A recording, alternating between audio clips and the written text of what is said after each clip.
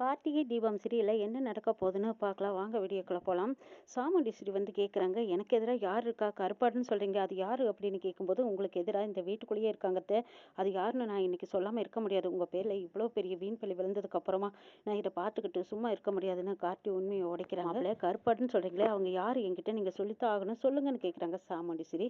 எல்லாத்துக்கும் காரணம் உங்கள் தங்கச்சி தானே சொல்கிறாங்க. இப்படி சொன்னதுமே சாமுண்டீஸ்வரி தலையில் பெரிய இடி விழுந்த மாதிரி சந்திராவை பார்க்குறாங்க. சந்திராவும் இதை எதிர்பார்க்கவே இல்லை. ஒவ்வொரு தடவையும் இந்த டிரைவர் பையன் நம்மளை மன்னிச்சு விட்டுக்கிட்டே இருந்தான், ஆனால் இந்த தடவை உண்மையை போட்டு உடைச்சிட்டானே, இப்போ அக்கா கிட்ட நம்ம எப்படி சொல்லி தப்பிக்கிறதுன்னு யோசிக்கிறாங்க. அக்கா, இந்த டிரைவர் பையன் சொல்கிறத நம்பாதக்கா, நான்லாம் அந்த மாதிரி ஒரு காரியத்தை பண்ணவே இல்லைங்கிறாங்க சந்திரா. மயில் வாகனம் சொல்கிறாங்க, இதை பாருங்கள் சின்னத்தை, நீங்கள் தான் போட்டீங்கிறது எங்களுக்கு நல்லா தெரியும், பேசாமல் உண்மையை ஒத்துக்கோங்கிறாங்க. இப்போ நீங்கள் வசமாக மாட்டிக்கிட்டீங்க, இதுக்கப்புறம் உங்களால் தப்பிக்க முடியாது, பேசாமல் உண்மையை ஒத்துக்கோங்கன்னு சொல்கிறாங்க மயில் வாகனம். அக்கா, இவன் பேச்சியெல்லாம் நம்பாதக்கா, இந்த டிரைவர் மாப்பிள்ளை கூட சேர்ந்துக்கிட்டு ஜால்ரா போட்டுக்கிட்டு இருக்கிறாங்க, ஜால்ரா போட்டு என்னை மாட்டி விட பார்க்குறாங்க்கா. அம்மா போனதுக்கு அப்புறமா உன்னைத்தாங்க்கா நான் அம்மாவா நினச்சிட்டு இருக்கிறேன். உன்னை அம்மா ஸ்தானத்தில் வச்சிருக்கிறேன். நான் எப்படிக்கா இந்த மாதிரி எல்லாம் பண்ணுவேன்? எனக்கு வேற உலகமே தெரியாதுக்கா, நீ தாங்க்கா என்னோட உலகம். உனக்கு போய் நான் துரோகம் பண்றதா சொல்றாங்களே, இதையெல்லாம் நம்பிடாதக்கா, நீ நம்புறியாங்கிறாங்க சந்திரா. அக்கா, இவன் எதையோ மனசில் வச்சுக்கிட்டு தான் என்னை இப்படி பழி வாங்குறாங்க்கா. நான் இவன் ராஜா சேதுபதியோட பேர் என்ன உங்ககிட்ட நான் அடிக்கடி சொல்லியிருக்கேன்ல, அதை மனசில் வச்சுக்கிட்டு தான் என்னை பழி வாங்க பார்க்குறாங்க்கா. இந்த டிரைவர் பையன் வீட்டை விட்டு துரத்துறதுக்கு பிளான் பண்ணிட்டு இருக்கான், உன்னையும் என்னையும் பிரிக்கிறதுக்கு சதி பண்ணுறாங்க்கா. இவன் சொல்கிறது எல்லாம் நீ நம்பிடாத. இதை பாருங்க சின்னத்தை, நீங்கள் எவ்வளவுதான் சொன்னீங்கனாலும் அது எல்லாமே ஓவர் ஆக்டிங் தான். இந்த மாதிரி எல்லாம் நடிச்சு கொட்டாதீங்க, பேசாமல் நடந்த உண்மைகளை ஒத்துக்கோங்கிறாங்க மயில் வாங்கணும். ஏய், என்னடா பேச்சு பேசிட்டு இருக்கிறீங்க? நீங்கள் சொன்னவெல்லாம் எங்கள் அக்கா நம்ப மாட்டாடா. நான் கட்டின புருஷனையே தூக்கி போட்டுட்டு வந்தவ யாருக்காக தெரியுமா? எல்லாம் எங்கள் அக்காவுக்காக. கார்த்தி சந்திரா கிட்ட கேட்குறாங்க, ஏங்க இப்படியெல்லாம் போய் பேசுகிறீங்க? நீங்கள் உங்கள் புருஷனை தூக்கி போட்டு வந்தது உண்மையாங்கிறாங்க. ஆனால் ஆமாண்டா, எங்கள் அக்காவுக்காக நான் கட்டின புருஷனையே தூக்கி போட்டுட்டு வந்தவன், என்னை என்ன நினச்சிங்கிறாங்க சந்திரா. ஓ அப்படியா, சரி இருங்க, ஏங்க அந்த வீடியோ கொஞ்சம் காட்டுங்க, அவங்க பார்க்கட்டும். மயில் வாகனம் எப்போன்னு இருந்து அந்த வீடியோவை எடுத்து காட்டுறாங்க. சாமுண்டீஸ்வரி அதை பார்த்ததும் அப்படியே குப்புன்னு வைக்குது. என்னது, சந்திராவா இது அப்படின்னு நல்லா ஒத்து பார்க்குறாங்க. ஆமாம், சின்னத்தை தான், இவங்க புருஷங்கிட்ட இப்போ தான் பேசிகிட்டு இருக்காங்கன்னு சொல்கிறாங்க மயில் வாகனம். இதை பார்த்து சாமுண்டீஸ்வரிக்கு சரியான கோவம் வருது. ஏ சந்திரா, என்ன இதெல்லாம்? உன் புருஷனை பிரிஞ்சு இருக்கிறேன்னு சொல்கிறேன், ஆனால் உன் புருஷனை எனக்கு தெரியாமல் போய் சந்திச்சிருக்கேன், இதெல்லாம் எப்போ நடந்தது? சந்திரா சொல்லி முடிக்க தெரியாமல் தடுமாறிக்கிட்டு இருக்காங்க, திணறாங்க. இதை பார்த்த சாமுண்டீஸ்வரி, என்ன சந்திரா, நான் பாட்டு கேட்டுட்டு இருக்கிறேன், நீ பாட்டுக்கு திணறிக்கிட்டு இருக்கிறீங்கிறாங்க. மயில் வாகனம் சொல்கிறாங்க, இந்த நேரம் பார்த்து ஏதாவது ஒன்று சமாளித்து தப்பிச்சிருவீங்க, ஆனால் இந்த நேரம் இப்போ நீங்கள் சமாளிக்க முடியாத ஒரு கஷ்டத்தில் இருக்கீங்க, அப்படித்தானே? இது இப்போ ஏதாவது சொல்லி சமாளிங்கள பார்க்கலாங்கிறாங்க மயில்வானா. ஏ சந்திரா, எனக்கு தெரியாமல் நீ எப்படி சிவனாண்டியை போய் பார்த்தே? இதெல்லாம் எப்போ நடந்தது? எப்படி நடந்துட்டு இருக்குது? என்ன ஆச்சு? எதுக்காக சிவனாண்டியை பார்க்க போனேன்னு கேட்குறாங்க. அதுக்கான காரணத்தையும் சந்திரா சொல்லிட்டு இருக்காங்க. அக்கா, என்னை மன்னிச்சிடுக்கா. அக்கா, நான் ஒரு வேலை விஷயமா நடந்து போய்கிட்டு இருந்தேன், அப்போ அவர் எதிர வந்தவர் என்னை பார்த்ததுமே கார் நிறுத்திட்டாரு. நிறுத்தினதுக்கப்புறம் என்கிட்ட வந்து பேசினாருக்கா, நம்ம 2 பேரும் சேர்ந்து வாழலாம் சந்திரா, நம்மளுக்கு வயசு போகுது, வாழ்நாளில் இவ்வளோ நாள் நம்ம ஒதுக்கி வச்சிட்டோம், அது மட்டும் இல்லாமல் 2 பேரும் பிரிஞ்சிருக்கிறோமே, இனிமேலாவது நம்ம சேர்ந்து வாழலான்னு ஆசைப்பட்டு கேட்டாருக்கா. நான் தான் முடியவே முடியாதுன்னு சொல்லிட்டு தெரியுமா, வாழ்வோ சாவோ எதுவாக இருந்தாலும் எங்கள் அக்கா கொடுத்தா எல்லாமே, அதனால தான் நான் அந்த சிவனாண்டிகிட்ட நின்று கூட பேசாமல் திரும்பாமல் வந்துட்டேங்க்கா. அப்போ தான் சிவனாண்டி வந்து என்கிட்ட பேசுனதை இந்த வீடியோ எப்படியோ இவங்க எடுத்து வச்சுக்கிட்டாங்க, அது மட்டும் இல்லாமல் இப்போ என்னை பிளாக்மெயில் பண்ணிக்கிட்டு இருக்காங்க பாருக்கா. சந்திரா சாமுண்டீஸ்வரிகிட்ட கெஞ்சுறாங்க, இதை பாருக்கா ப்ளீஸ்க்கா, என்னை நம்புக்கா, அவங்க சொன்னதை எதையுமே நம்பாதிக்கா. சந்திரா கெஞ்சறதை பார்த்துட்டு சாமுண்டீஸ்வரி மனசு முதல்ல எழுந்துரு, கண்ணீரத்தோட, நான் உன்னை நம்பல, யார் என்ன சொன்னாலும் சரி, நீ எனக்காகவே வாழ்க்கையை விட்டு கொடுத்துட்டு வந்தவ, நீ எப்படி வந்து வாழ மாட்டேன்னு நம்பிக்கை இருக்கு, நான் உன்னை நம்புறேன் சந்திராங்கிறாங்க சாமுண்டீஸ்வரி. நீ உள்ள போ சந்திரா, இதை பற்றி யோசிக்காதேன்னு சொல்லிடுறாங்க சாமுண்டீஸ்வரி. இதை கேட்ட சந்திரா, அப்பாடா எப்படியோ எல்லாரும் முன்னாடியும் தப்பிச்சாச்சுன்னு நினச்சிட்டு பெருமைச்சு வச்சுட்டு போகிறாங்க. இங்கே பார்த்தா துர்கா அவங்க அம்மா சொன்னதையே நினச்சி பார்க்குறாங்க. இதை பாடி என் பேச்சை மீறி இந்த குடும்பத்தோட நல்லது கெட்டது பார்த்தோம், நீ யோசிக்காம கல்யாணம் தான் உனக்கு முக்கியம்னு போய் கல்யாணம் பண்ணிக்கிட்டியெல்லாம், நீ திரும்பி இந்த வீட்டு பக்கமே வந்துடாது. அது மட்டும் இல்லை, நீ கையெழுத்து போட்டு கொடு, சொத்துக்கு ஆசைப்பட்டு தானே நவீனை கல்யாணம் பண்ணிக்கிட்டே, பின்ன வேற எதுக்கு நீ கல்யாணம் பண்ணிக்கிட்ட? அம்மாவோட சொத்துக்கு இணையாகுமா? ஆனால் அவன் பேராசைப்பட்டவங்கிறது எனக்கு நல்லா தெரியும், ஆனால் நீ தான் எப்படியோ அவன் வழியில் போய் விழுந்துட்ட, சரி உன் தலையெழுத்தது நாங்கள் என்ன செய்ய முடியுங்கிறாங்க.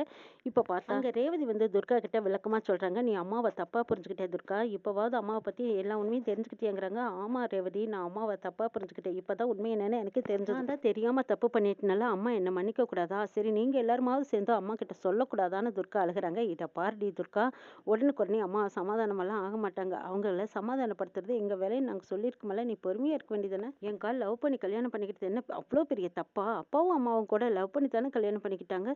அப்பா அம்மாவை விரும்பி தானே கல்யாணம் பண்ணிக்கிட்டாங்க. அப்படின்னா அவங்க செஞ்சதெல்லாம் சரி, நான் செய்யறது மட்டும்தான் தப்பா போச்சா? அக்கா நீ அம்மாவை பத்தி இன்னும் நல்லா புரிஞ்சுக்கல. அவங்க கல்யாணம் பண்ணிக்கிட்ட சுச்சுவேஷன் வேற. இப்போ நீங்க 2 பேரும் கல்யாணம் பண்ணிக்கிட்டது வேற. அம்மாவோட ஒண்ணா நீ கம்பேர் பண்ணாத. நவீன் அம்மா கிட்ட பொய் சொல்லிட்டு உன்னை கல்யாணம் பண்ணிக்கிறதுக்கு ஆசைப்பட்டான். நவீன் சொன்னதெல்லாம் பொய்ன்னு தெரிஞ்சதும் அம்மாவுக்கு அவனை அறவே பிடிக்கல. அந்த கோவம் தான் இன்னும் அம்மாவுக்கு இருக்கே தவிர மற்றபடி வேற எதுவும் இல்லை. அம்மா சமாதானம் ஆகிற வரைக்கும் நம்ம கொஞ்சம் பொறுமையாக தான் இருக்கணும். அது ஒரே நாள்லாம் அவங்க மனசு மாறாது. அக்கா எனக்கும் அம்மா வீட்டில் தான் இருக்கணும்னு ஆசை, எல்லாரும் சேர்ந்து வாழணுங்கிற ஆசையாக இருக்குது. ஆனால் அம்மா தான் எங்களை வெறுத்து வேண்டான்னு ஓரமாக ஒதுக்கிட்டாங்களே. அவர் சொன்ன ஒரு பொய்யினால இப்படி இவ்வளோ தூரம் எங்களை கண்டிப்பாங்கன்னு எனக்கு தெரியாதக்கா. அவருங்க பார்த்து மன்னிச்சு எங்களையும் ஏற்றுக்கிட்டா எவ்வளோ சந்தோஷமா இருக்கும். நான் இப்போ யாரும் இல்லாத மாதிரி இருக்கேன். ஏதோ நல்ல வேலை பாட்டி என்னை இங்கே கூட்டிகிட்டு வந்ததுனால எனக்கு இருப்பிடமாவது கிடைச்சது. அப்படி இல்லைன்னா என்னோட நிலைமை என்ன ஆயிருக்கும். ஆனால் இதை பற்றி அம்மா கொஞ்சமாச்சும் கவலைப்பட்டாங்களா இல்லை வசனப்பட்டாங்களா? என்னை பற்றி எதுவுமே அவங்க கண்டுக்கவே இல்லை. வீட்டை விட்டு வெளியே போன்னு சொன்னாங்க. சொன்னதுக்கப்புறமாவது எங்கே இருக்கா என்ன பண்ணுறாளோன்னு யார்கிட்டயாவது கேட்டிருப்பாங்களா? அதுவும் இல்லை. பாசங்கிறதே அம்மாவுக்கு கிடையாதுங்கிறாங்க. அம்மா என்னை ஏற்றுக்கிட்டாங்கன்னா எனக்கு அதுவே போதும், நான் ரொம்ப சந்தோஷப்படுவேன் தெரியுமாங்கிறாங்க துர்கா. கவலைப்படாத, உங்க அப்பா அம்மா எல்லாருமே உன்னை ஏற்றுக்குவாங்க. நீ ஆசைப்பட்ட மாதிரி அம்மா அக்கா அப்பா எல்லா தங்கச்சிகளோடவே நீ சேர்ந்து நீ ஆசைப்பட்ட மாதிரி வாழத்தமா போற.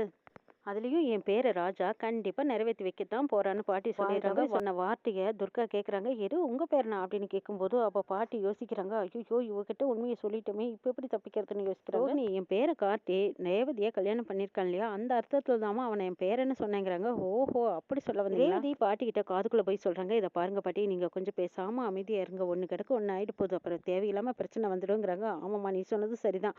சரி நான் இதை பற்றி எதுவும் மூச்சு விட மாட்டேன்னு சொல்லிடுறாங்க பாட்டி. சாமுண்டீஸ்வரி வீட்டுக்கு தொழிலாளர்கள் எல்லாரும் வந்திருக்காங்க. அவங்க எல்லாத்தையும் பார்த்துட்டு என்ன விஷயம், என்ன வீட்டுக்கு வந்திருக்கீங்க அப்படின்னு கேட்கவும், ஆமாம் இவங்க எல்லாத்தையும் வர சொன்னது நான் தான் சொல்கிறாங்க. கார்த்தி எதுக்கு இவங்களை வர சொன்னீங்கன்னு கேட்குறாங்க. ஆமாங்கட்ட, வருஷம் இருக்கிற லாபத்தை விட இந்த வருஷம் 4 மடங்கு அதிகமாக இருக்குது. அதுக்கு என்ன பண்ணலான்னு நினைக்கிறீங்க மாப்பிள்ளைங்கிறாங்க. இல்லை இந்த வருஷம் அவங்களுக்கு போனஸ் அதிகமாக கொடுத்தா பரவாயில்லன்னு நான் நினைக்கிறேங்கிறாங்க கார்த்தி. ஓ அப்படியா, இது சந்தோஷப்பட வேண்டிய விஷயம்தான். 4 மடங்கு அதிகமாக வந்திருக்கீள், அவங்களுக்கு 2 மடங்கு கொடுத்தா தப்பு இல்லைங்கிறாங்க சாமுண்டீஸ்வரி. சாமுண்டீஸ்வரி போனஸ் கொடுக்குறேன்னு சொன்னதுக்கப்புறம் சந்திரா சாமுண்டீஸ்வரியை தனியாக கூட்டிகிட்டு போய் பேச போகிறாங்க. இதையெல்லாம் பார்த்துட்டு இருந்தால் மயில் வாகனம் ராஜராஜன் இவங்க எல்லாரும் பேசிக்கிறாங்க. எதுக்கு சின்னத்தை பெரியத்தையை கூட்டிகிட்டு போகிறாங்கங்கிறாங்க. அவள் எதுக்கு நல்லதாக சொல்லிக் கொடுக்க போகிறா, போனஸ் எல்லாம் கொடுக்க வேண்டாம்னு சொல்லிக் கொடுக்க போகிறா, அதாங்க நடக்க போகுது பாருங்கன்னு சொல்கிறாங்க ராஜராஜன். சாமுண்டீஸ்வரியை கூட்டிகிட்டு போய் சந்திரா சொல்கிறாங்க. ஏக்கா உன் டிரைவர் மாப்பிள்ள தான் மண்டியில் மூளை இல்லாமல் அறிவே இல்லாமல் பேசிகிட்டு இருக்கானா, அவனுக்கு ஏற்ற மாதிரி நீ பண்ணிட்டு இருப்பியா? வந்த லாபத்தில் சரி பாதி போனஸ் கொடுக்க சொல்கிறான், அந்த மாதிரி எல்லாம் யாராவது கொடுத்துருக்காங்களா? ஏக்கா இந்த மாதிரியெல்லாம் பண்ணிட்டு இருக்கேங்கிறாங்க. இதை பார் சந்திரா, வந்த லாபத்தில் தானே பாதிக்கு பாதி கொடுக்க போகிறோம். இதில் நம்ம கை காசு எங்கே நஷ்டமாக போகுது? லேபர்ஸ் தானே எல்லாம் பாடுபட்டுருக்காங்க, அவங்க சம்பாதிச்சது தானே அவங்க பாதிக்கு பாதி கேட்டிருக்காங்க. இதில் என்ன தப்பு இருக்குது? அவங்களுக்கு போனஸ் கொடுக்கறதுல எந்த தப்பும் இல்லை, கொடுக்கலான்னு நான் முடிவு பண்ணிட்டேங்கிறாங்க சாமுண்டீஸ்வரி. இங்கே பார்த்தா ரேவதி துர்கா இவங்க எல்லாரும் பேசிகிட்டு இருக்காங்க. அம்மா பிடிவாதமாக இருப்பாங்கன்னு நம்ம எல்லாத்துக்குமே தெரியும். ஆனால் இந்த விஷயத்தில் ரொம்பவே பிடிவாதமாக இருக்காங்க. அக்கா உன் மேலே உங்கள் அம்மா பாசமாக தான் இருந்தா, ஆனால் என்ன செய்யறது, நீ பஞ்சாயத்துக்கு எழுத்துட்டு போயிட்டே, போலீஸ் ஸ்டேஷன் வரைக்கும் எழுத்துட்டு போயிட்டே, உங்கள் அம்மா உன் மேலே எவ்வளோ கோவமாக இருப்பாங்க யோசிச்சு பாருங்கிறாங்க ராஜராஜன். ஆமாப்பா தெரியாதனமா தப்பு பண்ணிட்டேங்கிறாங்க துர்கா. நவீன காணாங்கிற கோவத்தில் அம்மா தான் ஏதோ பண்ணிட்டாங்கங்கிற கோவத்தில் தான் நான் அம்மாவை அப்படியெல்லாம் பேசிட்டேன். அம்மாக்கிட்ட போய் நான் இப்போவே மன்னிப்பு கேட்குறேங்கிறாங்க. அதுக்கு பாட்டி வேண்டான்னு தடுத்து நிறுத்துனாங்க. ஏன் பாட்டி இப்படி சொல்கிறீங்கன்னு கேட்கும்போது பாட்டி சொல்கிறதும் சரிதான், இந்த நேரத்தில் போய் அம்மாவை கோவப்படுத்தாத வேண்டான்னு சொல்லி பார்க்குறாங்க ரேவதி. இல்லை நான் உடனே போய் அம்மா கிட்ட பார்த்து மன்னிப்பு கேட்டால் தான் என் மனசு ஆறுங்கிறாங்க. சரி நீ இப்போவே போக வேண்டாம், போய் குளிச்சுட்டு சாப்பிட்டு புது துணியெல்லாம் போட்டுட்டு அதுக்கப்புறம் போய்க்கலாங்கிறாங்க பாட்டி. இதை கேட்ட துர்காவும் சரின்ட்டு போகிறாங்க. சந்திரா எரியிற நினைப்பில் எண்ணெய் ஊற்றுற மாதிரி இங்கே பார்க்கா அந்த துர்கா உன்னை எவ்வளோ தூரம் அசிங்கப்படுத்தியிருக்கா, பஞ்சாயத்தில் நிறுத்தி வச்சா, போலீஸ் ஸ்டேஷனுக்கு கூட்டிகிட்டு போனால் உன் மேலே எவ்வளோ சந்தேகப்பட்டா, அவளை மட்டும் நீ எக்காந்து கொண்டு மன்னிச்சிடாத அப்படின்னு சொல்லிட்டு இருக்காங்க சந்திரா. என்ன சின்னத்தை இது வந்ததும் உங்கள் வேலையை ஆரம்பிச்சிட்டிங்களா? இப்போ தானே அத்தை போலீஸ் ஸ்டேஷன்லேருந்து வந்திருக்காங்க, அவங்கள ஏன் இப்படி எல்லாம் தூண்டி விடுறீங்கன்னு கேட்குறாங்க மயில்வாகனம். முதல்ல நீ வாய் மூடிட்டு இருக்கிறியா, நீ இதில் எல்லாம் தலையிடாத, எங்க அக்கா கிட்ட நான் பேசிட்டு இருக்கேன், உனக்கு என்ன வந்ததுங்க? சாமுண்டீஸ்வரியை பார்க்கறக்கு துர்கா வந்ததும் அம்மா கிட்ட மன்னிப்பு கேட்குறாங்க. அம்மா தேவையில்லாமல் நான் உங்களை சந்தேகப்பட்டுட்டேன், என்னை மன்னிச்சிடுங்கம்மா. நவீன காணாங்கிற ஒரு ஆதங்கத்தில் தான் உங்கள் பேரில் அப்படியெல்லாம் சந்தேகப்பட்டு பேசும்படி ஆகிப்போச்சு, என்னை மன்னிச்சிடுங்கன்னு கெஞ்சிட்டு இருக்காங்க. அம்மா என்னை மன்னிச்சிடுங்க, நான் தான் புத்தி கிட்டு போய் ஏதோ தப்பா பேசிட்டேங்கிறாங்க. இங்கே பாருடி, நீ அம்மானு கூப்பிடாத, நீ கூப்பிடுறதே என் காதில் நரகாசமாக பண்ணிக்கிட்டதுமே உனக்கு எனக்கு இருந்த உறவு முறை முடிஞ்சு போச்சு, நீ இனிமே என் கண்ணு முன்னாடி நிற்காத, மரியாதையை வெளியில் போங்கிறாங்க சாமுண்டீஸ்வரி. இதை கேட்ட துர்கா கெஞ்சி அழுகிறாங்க. என்னம்மா நீங்கள் இப்படியெல்லாம் பேசிகிட்டு இருக்கீங்க? ஏம்மா நமக்குள்ளே இருந்த உறவு முடிச்சே போச்சா? என்னை நீங்கள் மன்னிக்கவே மாட்டீங்களா? ஈஸ்வரி எதுக்கு இப்படி கோவப்படுற? அவளை மன்னிச்சிடுங்கிறாங்க. அப்படியெல்லாம் முடியாதுங்க. என்னோட கோவம் ஆத்திரம் எல்லாம் மீறதுக்கு முன்னாடி இவ என் கண்ணு முன்னாடி நிற்கக்கூடாது போங்கிறாங்க. என்னம்மா என்ன அப்போ மன்னிக்கவே மாட்டீங்களா? என்னோட தலையெழுத்தே இப்படி தானாங்கிறாங்க துர்கா. மாப்பிள்ளை இவளை வெளியே அனுப்புங்க. இவ கண்ணு முன்னாடியே நிற்கக்கூடாது. இவ பண்ணின காரியத்துக்கு நான் இவளை மன்னிக்கிறதாவும் இல்லை. இவ இனிமே இதுக்கப்புறமா இந்த வீட்டில் இருக்கக்கூடாது. அனுப்புங்கங்கிறாங்க சாமுண்டீஸ்வரி.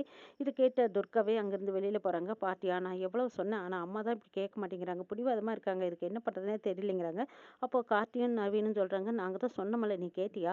இங்கே வர வேண்டாம்னு சொன்னா கேட்காம வந்து அம்மாவை பார்க்குறேன் அப்பாவை பார்க்குறேன்னு சொல்லி அவங்கள சமாதானப்படுத்துறேன்னு நீ நினச்ச. ஆனால் அவங்க சமாதானம் ஆகல பாருங்கிறாங்க. துர்காவையும் நவீனையும் அங்கேருந்து அனுப்பிச்சி வச்சதுக்கு அப்புறமா திரும்ப கார்த்தி வந்து சாமுண்டீஸ்வரி கிட்ட பேசுகிறாங்க. நான் உங்ககிட்ட ஒன்று கேட்கணுங்கிறாங்க. என்ன மாப்பிள்ளை என்ன கேட்க போறீங்க? ஆமாம் துர்கா போயிட்டாலான்னு கேட்குறாங்க. போயிட்டாங்கிறாங்க. சரி நான் உங்ககிட்ட ஒரு விஷயத்த கேட்குறேன். நீங்கள் மறக்காமல் சொல்லுங்கள். நவீனை தூக்குன இடத்துல உங்கள் வழியில் அங்கே எப்படி போச்சுன்னு கேட்குறாங்க கார்த்தி. ஐயோ எங்கள் அக்கா கறி விட்டாலும் இவன் விட மாட்டான் போல இருக்குதே. ஐயோ இந்த கேள்வியை கேட்டு கேட்டு குறைஞ்செடுக்க போகிறான். எங்கள் அக்கா கறிக்கு இந்த உண்மை தெரிஞ்சது நிச்சயமாக மறுபடியும் இவகிட்ட நம்ம கெஞ்சும்படி இருக்கும். இவ நம்மளை வீட்டை விட்டு வெளியே வரட்டுவான்னு பயந்துக்கிட்டே இருக்காங்க சந்திரா. அப்போ சாமுண்டீஸ்வரி சொல்கிறாங்க, ஆமாம் மாப்பிள்ளை அந்த வழிகள் எப்படி தான் போச்சுன்னு எனக்கும் தெரியல. எனக்கும் அதே குழப்பமாக தான் இருக்குதுங்கிறாங்க சாமுண்டீஸ்வரி. கண்டிப்பாக சிவனாண்டியோ முத்துவேலோ உங்கள் வீட்டுக்கு வந்து இந்த வலையில் எடுத்துகிட்டு போகிறதுக்கு சான்ஸே கிடையாது. அப்படி இருக்கும்போது உங்கள் வலையில் அங்கே எப்படி போச்சு? அதுவும் செருப்பு அங்கே கிடந்திருக்கு. இப்படி உங்கள் பொருளை பார்த்து பார்த்து கொண்டு அந்த இடத்துக்கு போட்டிருக்காங்கன்னா இதில் உங்களுக்கு எந்த சந்தேகம் வரலையான்னு கேட்குறாங்க. அப்போ தான் சாமுண்டீஸ்வரி யோசிக்கிறாங்க, என் வலையில் எடுத்தது யாராக இருக்கும் அப்படின்னு கேட்கும்போது சந்திரா தான் பிதுக்குன்னு முழிச்சுக்கிட்டு இருக்காங்க. சந்திராவை வந்து ஓங்கி ஒரு அறை விடுறாங்க ராஜராஜன். அப்போ தான் சந்திராவுக்கு ஏமாம்மா என்ன எதுக்காக அடிச்சிங்கிறாங்க. எல்லாம் எங்களுக்கு தெரியும். சாமுண்டீஸ்வரியை மாட்டி விடுறதுக்காக நீ என்னெல்லாம் பிளான் பண்ணியிருக்க? எல்லாம் என் டிரைவர் மாப்பிள்ளை உன்னை பற்றி சொல்லிக்கிட்டாருங்கிறாங்க. இதை கேட்ட சந்திரானால நம்ப முடியல. என்ன சொல்கிறீங்க? இவன் சொன்னது எல்லாம் நீங்கள் நம்பாதீங்கன்னு நான் அக்கா கிட்ட அப்போவே படித்து சொன்னனே. அப்படி இருந்து அக்கா நம்பிட்டாங்களாங்கிறாங்க. ஆமாம் உங்கள் அக்கா நம்பித்தான் அவனும் வேறு வழி. சிவனாண்டி முத்துவேல் 3 பேரும் சந்திச்சது தான் இதோ வீடியோவில் தான் பதிவாயிருக்கு. நீங்கள் 3 பேரும் பேசுனதையும் பதிவு பண்ணியாச்சு. இதுக்கப்புறம் நீ தப்பிக்க முடியாது சந்திராங்கிறாங்க. சந்திரா வசமாக சிக்கிட்டாங்க.